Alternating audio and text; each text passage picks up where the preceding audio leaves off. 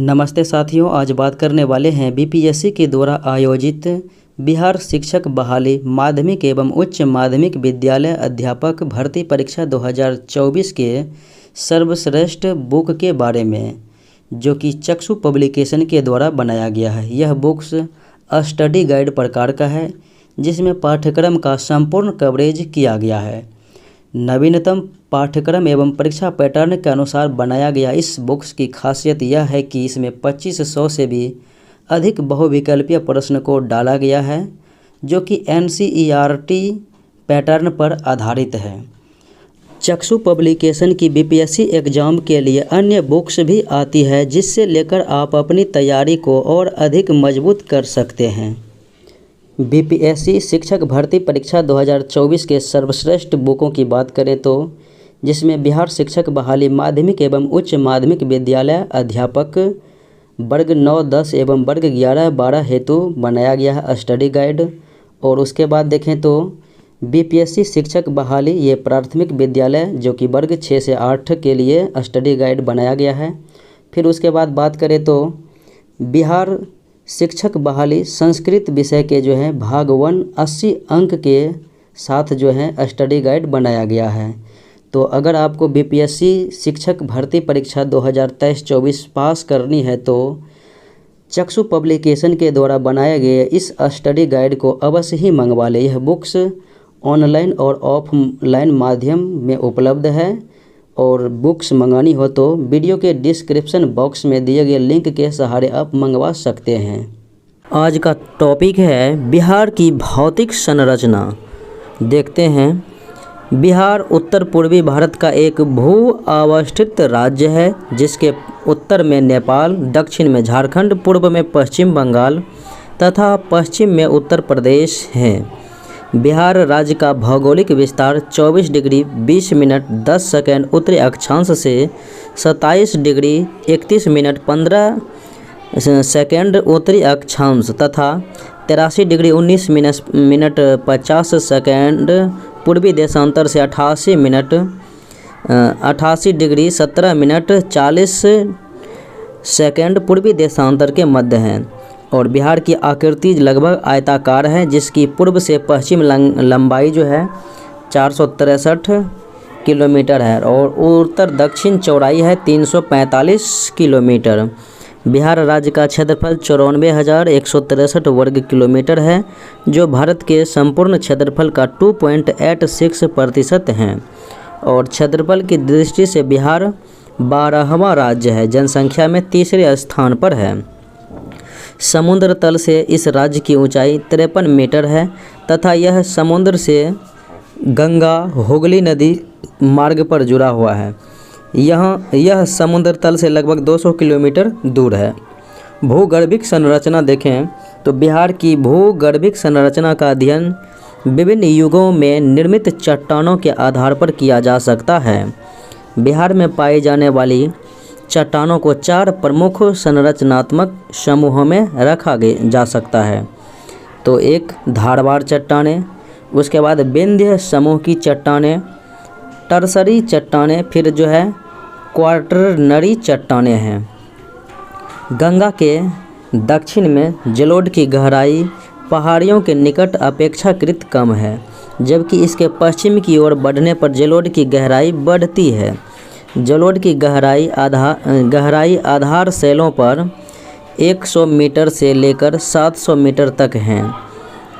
अगर डुमराव, आरा, बिहटा और पुनपुन को एक रेखा से मिलाया जाए तो इसके समानांतर स्थित हिज रेखा के समीप जलोढ़ की गहराई अकस्मात 300 से 350 मीटर से बढ़कर 700 मीटर हो जाती है। महत्वपूर्ण तथ्य देखें तो शिवालिक श्रेणी का निर्माण केनोजोइक युग में हुआ। बिहार राज्य का कुल क्षेत्रफल 94,163 वर्ग किलोमीटर है।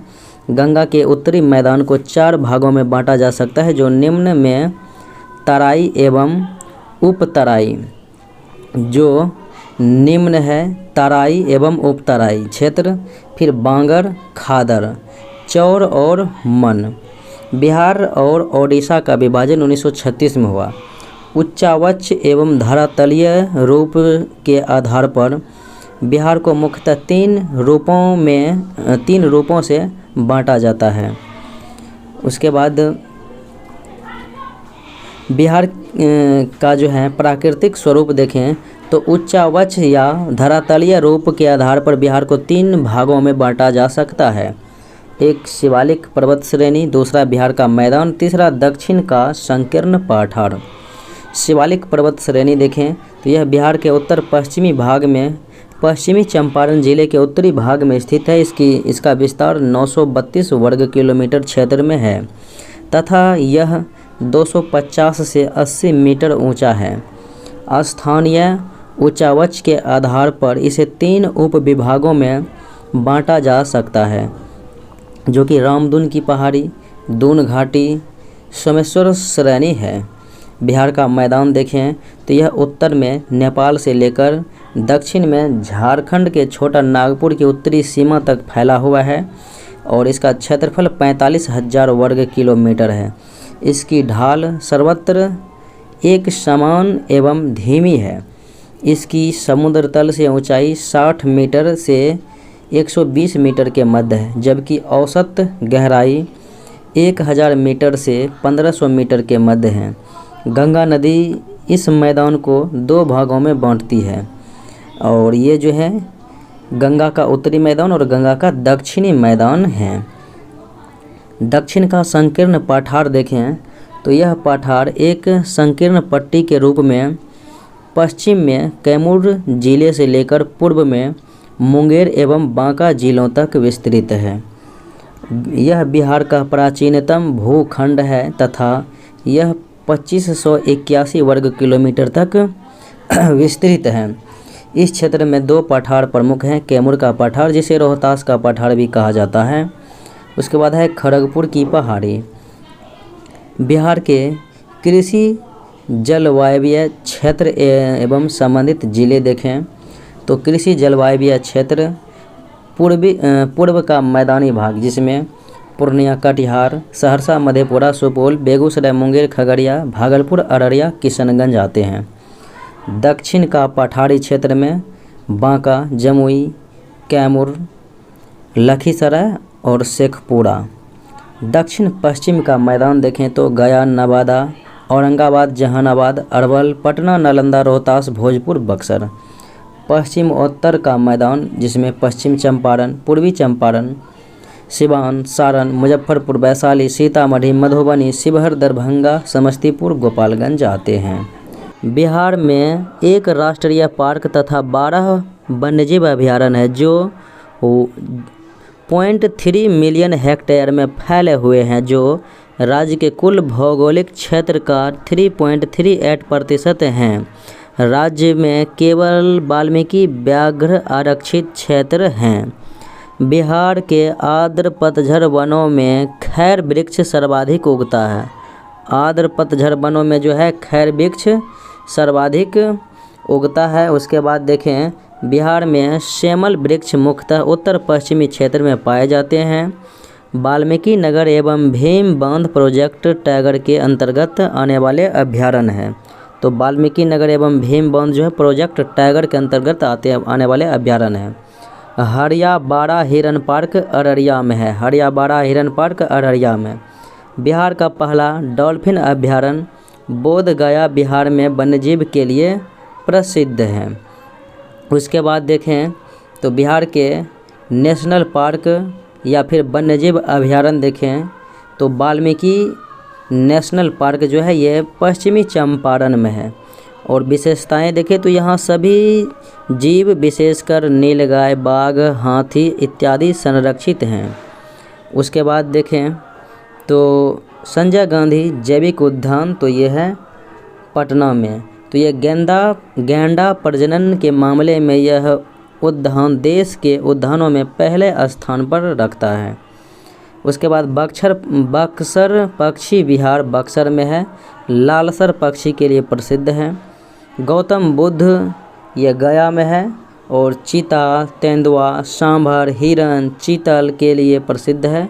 वर्ष 1976 में से मान्यता मिली थी गौतम बुद्ध अभ्यारण्य का। कुशेश्वर पक्षी विहार दरभंगा में है। उत्तर भारत का सबसे बड़ा पक्षी विहार साइबेरियाई रंग बिरंगे पक्षियों के लिए प्रसिद्ध है। विक्रमशिला गंगा डॉल्फिन अभयारण्य भागलपुर में है और भारत में अपनी तरह का पहला डॉल्फिन अभयारण्य है। भारत में अपनी तरह का पहला डॉल्फिन अभयारण्य। कांवर झील पक्षी विहार, तो कांवर झील पक्षी विहार ये है बेगूसराय में। और रूस, मंगोलिया एवं साइबेरियाई देशों से हज़ारों किलोमीटर की दूरी तय कर यहाँ प्रवास पक्षी आते हैं। कहाँ से? तो रूस से, मंगोलिया से, साइबेरिया से प्रवासी पक्षी आते हैं। इस पक्षी विहार की गिनती विश्व के वेटलैंड में होती है, यानी आर्द्र भूमि में जो है गिनती की जाती है। उसके बाद देखें तो गोगाविल पक्षी विहार कटिहार में है। इस पक्षी विहार में धनुषा आकार झील है। वर्ष 1990 में राज्य सरकार द्वारा मान्यता प्राप्त है। भीम बांध वन्यजीव मुंगेर में है। तेंदुआ, भालू, सांभर, मगरमच्छ इत्यादि के लिए प्रसिद्ध हैं। उसके बाद देखें तो अभयारण्य वाल्मीकि नगर पश्चिमी चंपारण, वाल्मीकि नगर, और ये जो हैं उदयपुर अभयारण्य हो जाएगा। वाल्मीकि नगर पश्चिमी चंपारण बिहार की दूसरी बाघ परियोजनाओं के लिए चुना गया है अभयारण्य वाल्मीकि नगर वन्यजीव। उसके बाद उदयपुर अभयारण्य, ये पश्चिमी चंपारण विभिन्न प्रकार के पक्षियों के लिए प्रसिद्ध हैं। उसके बाद नागी डैम अभयारण्य, नकटी डैम, तो नागी डैम अभयारण्य जो है नागी नकटी, ये जमुई में है, बत्तख के लिए प्रसिद्ध हैं। उसके बाद राजगीर अभयारण्य, राजगीर चौसिंगा, हिरन, नीलगाय इत्यादि के लिए प्रसिद्ध हैं। कैमूर अभयारण्य रोहतास में है। मिलते हैं अगले वीडियो में। जय हिंद।